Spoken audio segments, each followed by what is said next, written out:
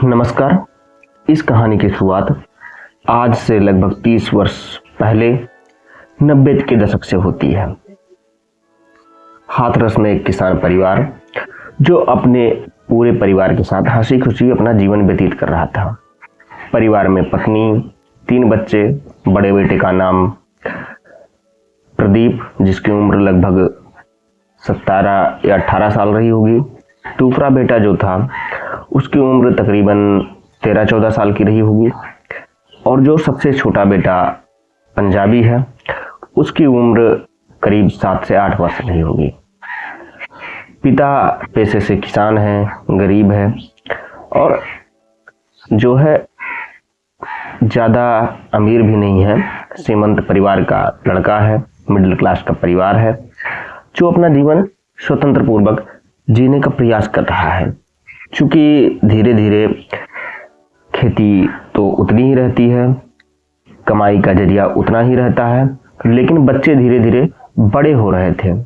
बच्चे जब बड़े होने लगे तो उनकी ज़रूरतों को पूरा करने के लिए पिता परेशान रहने लगा। वह जब भी कभी परिवार में किसी भी प्रकार की कोई दिक्कत आती तो वह पास पड़ोसी गांव वालों के साथ कुछ मदद की अपेक्षा करके उनसे कुछ न कुछ लेके अपना काम चला लेता है और बाद में जब उसके पास पैसा जुट जाता था या वो आवश्यकता पूरी हो जाती थी तब गांव वालों को वापस कर दिया करता था। धीरे धीरे गरीबी इस प्रकार से हावी हुई कि जो है बुद्धि सिंह जो है परेशान रहने लगा। वह गांव वालों से अपने दुख को बयान करता है, कई बार कहता है, मांगता है, परेशान रहता है। धीरे धीरे करते करते एक दिन जो है सुबह सुबह जब बुद्धि सिंह घर से निकलता है तो वह फिर चला जाता है और लौट के नहीं आता है।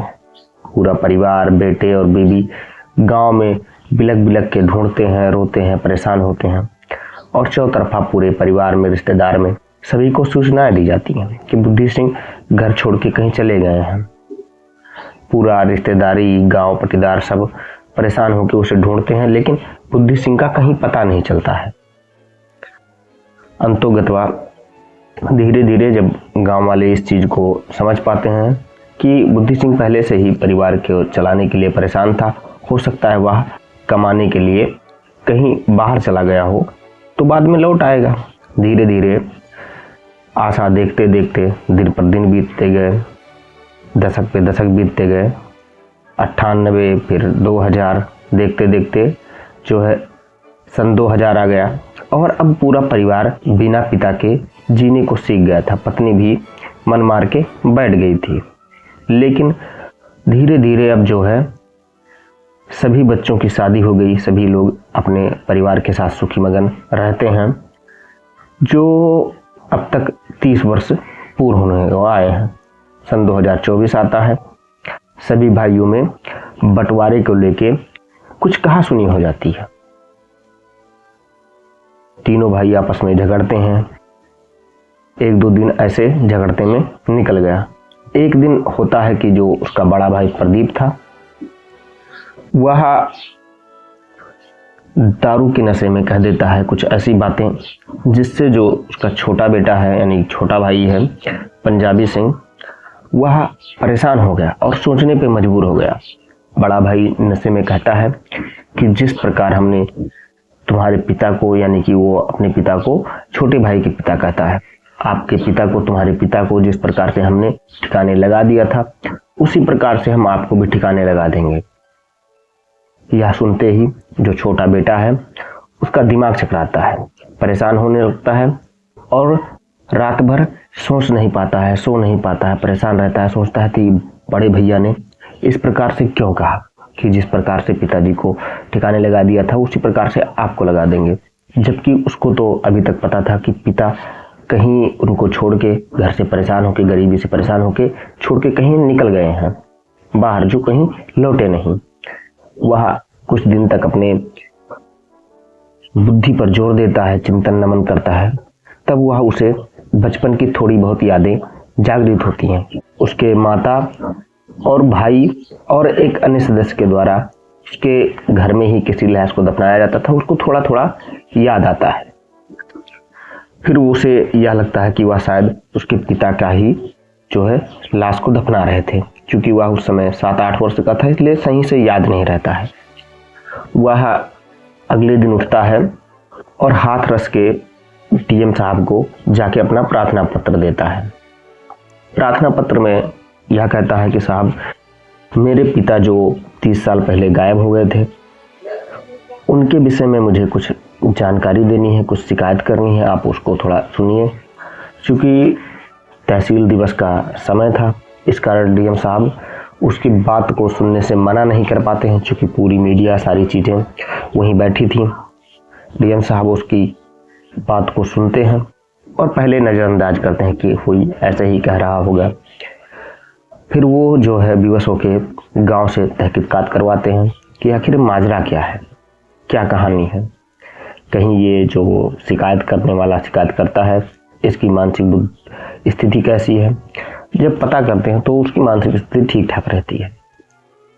फिर डीएम साहब विवश होके वह आदेश करते हैं कि जाइए और जहाँ पर भी ये व्यक्ति कह रहा है वहाँ पे खुदाई करवाइए।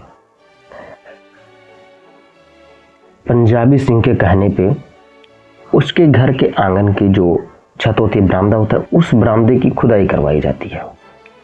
और जब खुदाई करवाते हैं, खुदाई करवाते करवाते जब लगभग एक समय के बाद यानी कि 8 से 9 फीट तक जो है खोदते गए, वहाँ तक कोई भी कंकाल नहीं मिला।